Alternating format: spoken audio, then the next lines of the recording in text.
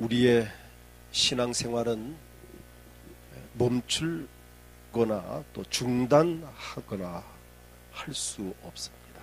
우리는 정말 중단하지 않고 점진적으로 나가는 신앙생활이 되어야 합니다. 오늘 말씀의 제목이 점진적인 신앙생활이라고 하는 주제를 가지고 함께 복을 받기 원합니다. 점진적이라고 하는 것은 갈수록 점점 더 좋아지는 삶을 말합니다. 더 앞으로 발전해 나가는 것을 말합니다. 다른 말로 표현하면은 진취적이라고도 표현할 수 있습니다. 진취적이라고 하는 말은 차차 일을 이루어 나가는 것을 말합니다.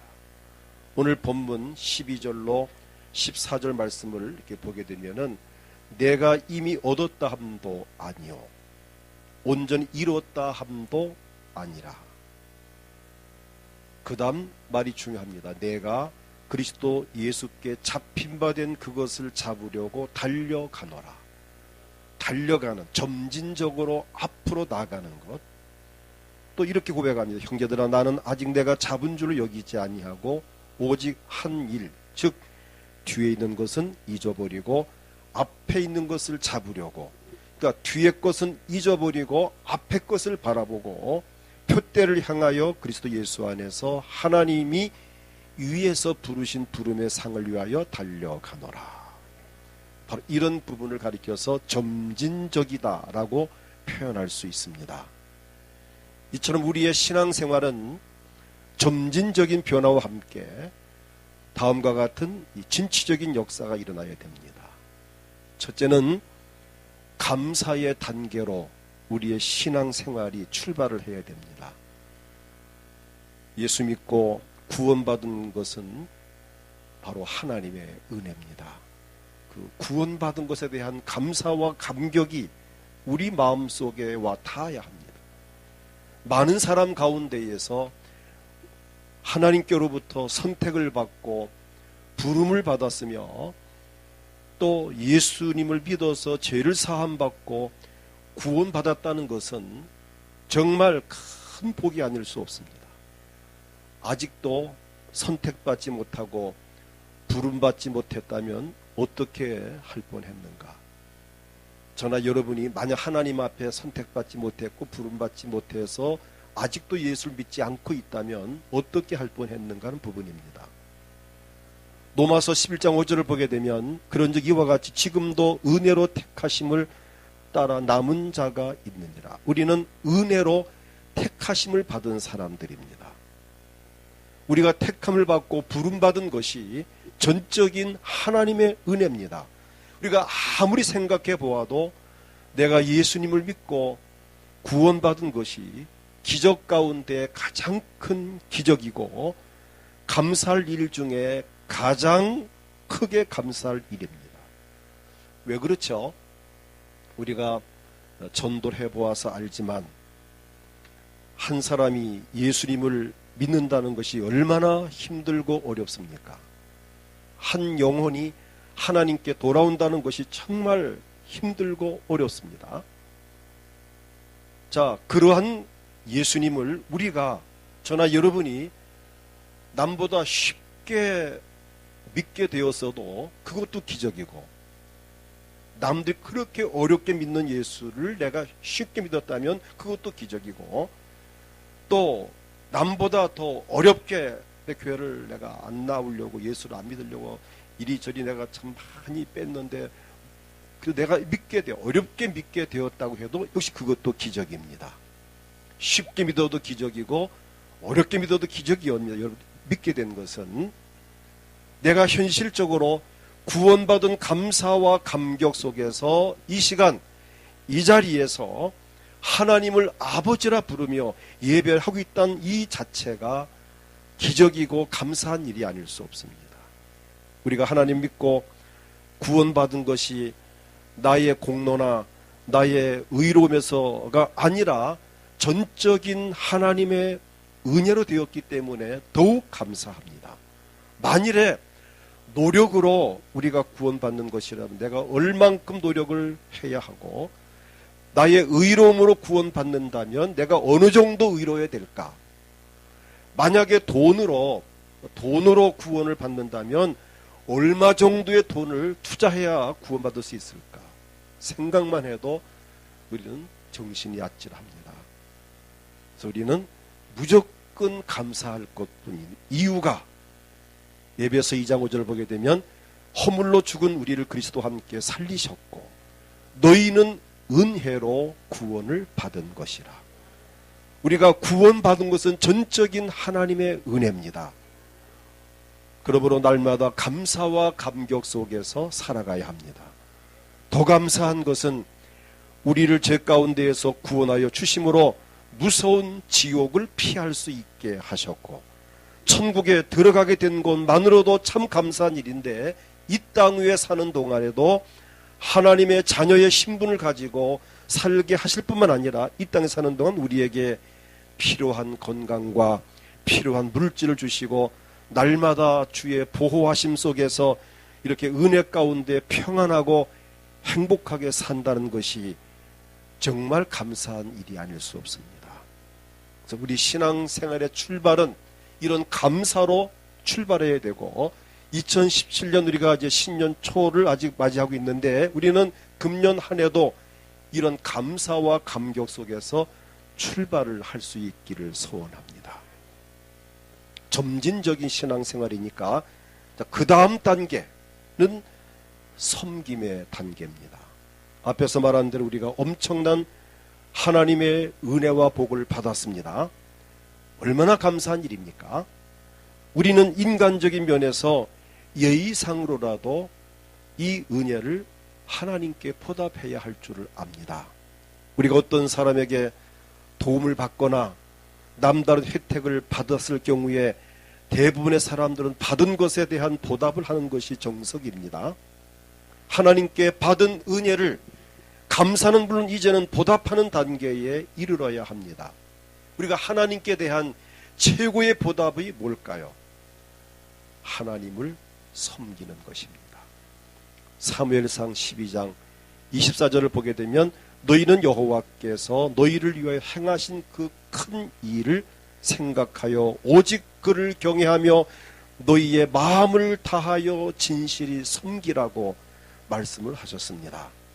우리에게 베푸신 큰 일들을 생각하며 하나님을 섬기는 일이 우리가 점진적인 신앙생활의 두 번째 단계임을 말씀을 드리고 싶습니다. 자, 그러면 하나님을 어떻게 섬길 것인가? 섬기는 방법이 많이 있지만 그 중에 대표적인 예를 든다면 무엇보다도 하나님께 예배를 드리는 것입니다. 오늘같이 일주일 동안 살면서 오늘 주일 성전에 와서 하나님께 예배하는 이 시간이야말로 하나님의 존재를 인정하는 것이고 하나님의 도우심과 내게 베푸신 사랑에 대한 보답을 드리는 것이고 또 내 마음의 소원을 하나님 앞에 간구하는 뜻깊은 시간이고 또 우리가 서로 믿음 안에서 우리 서로 한 형제와 자매들이 살아서 교제한다는 얼마나 의미 있고 복이 있습니까? 그래서 예배야말로 하나님을 섬김의 대명사라고 늘 제가 말을 합니다. 우리가 하나님께 예배하는 이 시간 정말 소중한 시간입니다. 그래서 신령과 진정으로 예배를 해야 합니다. 요한복음 4장 23절과 4절 보면 아버지께 참되게 예배하는 자들은 영과 진리로 예배할 때가 오나니 곧 이때라. 아버지께서는 자기에게 이렇게 오늘 이 시간같이 이렇게 예배하는 자들을 찾으시느니라. 얼마나 감사합니까? 오늘 이처럼 예배하는 자들을 하나님께서 찾으신다는 겁니다. 왜 찾으십니까? 은혜를 주시고 복을 주시고 우리를 통해 영광을 받기 원하시기 때문에 하나님은 영이시니 예배하는 자가 영과 진리로 예배할지니라. 신명기 11장 13절부터 보게 되면 내가 오늘 너희에게 명하는 내 명령을 너희가 만일 청종하고 너희 하나님 여호와를 사랑하여 마음을 다하고 뜻을 다하여 섬기면, 자, 하나님을 섬기면 여호와께서 너희의 땅에 이른 비 늦은 비를 적당한 때에 내리시리니 너희가 곡식과 포도주와 기름을 얻을 것이요 농사가 사업이 잘 된다는 것입니다. 또 가축을 위하여 들에 풀이 나게 하리니 내가 먹고 배부를 것이라. 옛말에 되로 주고 말로 받는다는 말이 있습니다. 꼭 그와 같습니다. 우리가 하나님께 받은 은혜와 사랑이 너무 감사해서 내가 하나님을 섬길 뿐인데 우리에게 하나님은 내가 섬긴 것보다도 엄청난 복을 주시니 이 복이 어디 있습니까? 정말 우린 하나님 앞에 감사해야 됩니다. 우리가 주를 섬기는 우리의 섬김의 어떤 농도나 투자하는 시간이나 들인 물질이나 정성보다도 나에게 하나님께서 베푸시는 복이 훨씬 더 크고 많다고 하는 사실입니다. 우리가 하나님을 섬긴다는 것 정말 복된 일입니다. 또 하나 방법이 있다면 하나님 말씀을 지켜 행하는 것입니다. 신명기 10장 12절부터 13절을 보게 되면 이스라엘아 내 하나님 여호와께서 내게 요구하시는 것이 무엇이냐. 자, 하나님이 저나 여러분에게 요구하는 것이 있습니다. 과연 그게 뭘까요? 뭘 요구하실까요? 곧 내 하나님 여호와를 경외하여 하나님을 경외하여 그의 도를 행하고 그를 사랑하며 마음을 다 뜻을 다하여 내 하나님 여호와를 섬기고 그리고 13절 내가 오늘 내 행복을 위하여 내게 명한 여호와의 명령과 규례를 지킬 것이 아니냐. 여기에서 하나님께서 우리에게 요구하시는 것은 마음을 다하고 뜻을 다하여 하나님을 섬기는 것이고 하나님의 명령과 규례를 지키는 것입니다. 그러나 그것도 어디까지나 누구를 위해서죠? 내 행복을 위해서다. 그것마저도 너의 행복을 위해서다. 내가 오늘 내 행복을 위하여 내게 명한 것이 아니냐. 그것도 어려운 것도 아니고 하나님을 섬기고 명령과 규례를 지키라는 것인데 그것마저도 우리의 행복을 위해서라고 하는, 그러니까 부모가 자식을 위해서 올인하듯이 하나님은 저나 여러분을 위해서 올인하시는, 우리의 행복을 위해서 모든 것을 주관하는 우리의 하나님, 우린 그분을 섬김이 마땅하고 당연하고 우리가 당연히 해야 할 일임을 저는 믿습니다.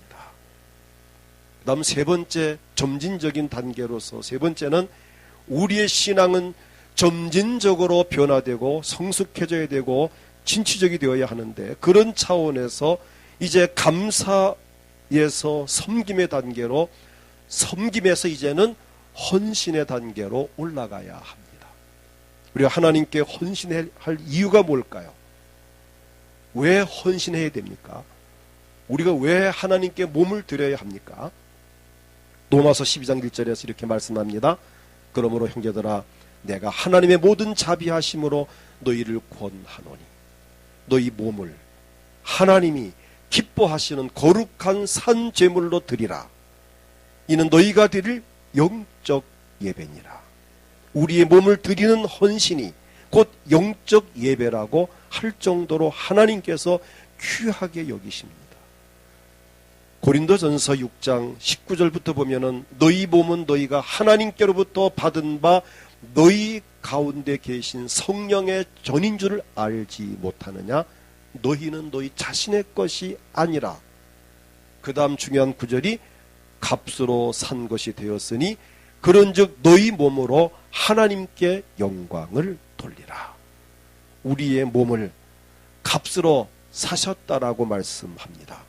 다시 말하면 예수의 핏값으로 나를 사셨습니다. 그러므로 내 몸은 내 것이 아니라는 것입니다. 이런 차원에서 볼 때에 우리의 몸을 하나님께 헌신하는 것이 너무 당연한 일임에도 불구하고 많은 사람들이 하나님께 헌신하기를 부담스러워합니다. 우리가 하나님께 헌신할 이유, 뚜렷한 이유가 또 하나 있습니다. 그것은 바로 선한 일을 하는 것입니다. 에베소 2장 10절을 보면은 우리는 그가 만드신 바라 그리스도 예수 안에서 선한 일을 위하여 지으심을 받은 자니. 오늘 저나 여러분이 지음받은 목적이 선한 일을 위해서 지음받았다는 것입니다. 디도서 2장 14절을 보게 되면은 그가 우리를 대신하여 자신을 주심은 모든 불법에서 우리를 속량하시고 우리를 깨끗하게 하사 선한 일을 열심히 하는 자기 백성이 되게 하려 하심이라. 자, 선한 일을 하도록 지었고 선한 일을 하라고 우리를 주께서 죄 가운데에서 건져주셨다고 하는 놀라운 사실입니다. 우리 삶의 가치는, 여러분 자신들의 가치관은 선한 일을 하는 데에 있습니다. 내가 어떻게 인생을 사느냐, 있으나마나한 사람도 있고 꼭 필요한 사람도 있고 있어서 안 될 사람도 있습니다. 어떤 사람 되어야 할 것인가? 우린 가정에서나 직장에서나 사회에서나 교회에서나 어디에서나 정말 꼭 있어야 할 사람, 선을 행하는 사람, 바로 그가 존재감이 있는 사람이고 가치관이 있는 사람입니다. 자, 그러면 어떤 일이 선한 일인가?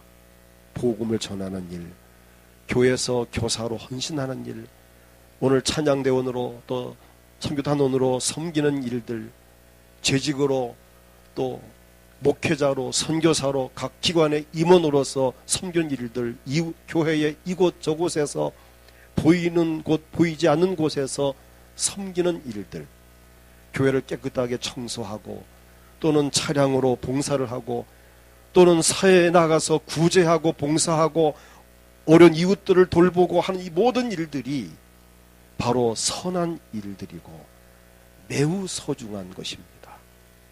오늘 특별히 우리 교회가 공동의회를 통해서 중직자를 선출하는 날입니다. 중직자는 왜 선출하는가?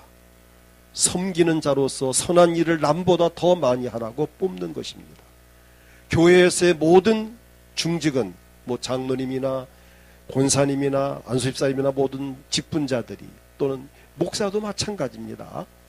이러한 중직은 명예직이거나 권세를 위한 직이 절대로 아님을 알아야 합니다. 중한 직책을 맡아서 선한 일을 열심히 하라고 뽑는 것이고 세우는 것입니다. 그러므로 중직자가 안 되었더라도 선한 일을 하는 데는 지장이 없습니다. 그럼 우리는 중직자로 우리는 또 된다면 더 열심히 하라는 뜻으로 알고 더 겸손하게 섬기는 자가 되어야 할 것이고, 오늘도 선출 내가 되게 원했는데 혹 되지 않는다 하더라도 우리는 실망하거나 또는 화를 내거나 시험 드는 일이 없기를 바랍니다. 만약 그런 일이 있다면은 그 사람은 교회의 직분을 명예나 권세를 위한 직분으로 잘못 생각한 사람일 것입니다. 꼭 중직자가 아니라도 어떤 형태로 우리는 하나님께 헌신할 수 있고 섬길 수 있습니다. 중직자로 세워주신다면 겸손하고 감사한 마음으로 중직자가 되기 전보다 더 열심으로 더 겸손하게 섬겨야 할 것입니다. 우리는 어떤 형태로든 중직자든 아니든 우리는 이 땅에 사는 동안 선한 일을 위해서 지음받았고 선한 일을 위해서 예수께서 우리를 택하여 주셨고 내가 지금 사는 이유가 바로 그것임을 알고 우린 어디에서나 가정에서도 헌신적인 사람이 되고 직장에서도 헌신적인 직원이 되고 우리 사회생활 단체에서 어딜 가도 교회에서도 마찬가지 헌신적인 삶을 통해서 존재감 있는 삶을 살아갈 수 있기를 축복합니다.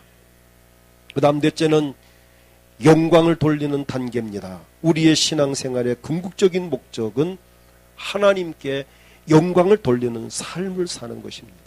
왜냐하면 하나님께서 우리를 지으신 목적이 하나님께 영광을 돌리기 위함이라고 이사야 43장 7절에 이렇게 말씀합니다.